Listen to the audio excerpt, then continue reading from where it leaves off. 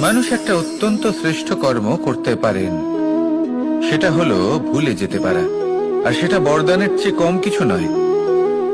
মানুষকে যখন কোনো কারণে নিজের প্রিয়জনদের থেকে দূরে যেতে হয়,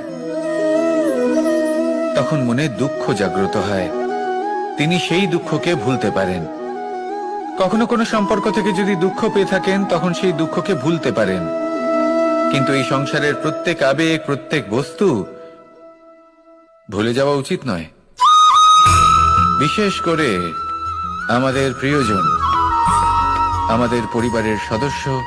যখন এই সংসার থেকে ওনারা চলে যান, তখন যে সৎকর্ম ওনারা করেছেন, যে প্রেরণা ওনারা আমাদের প্রদান করেছেন, কখনো ভুলে যাওয়া উচিত নয়।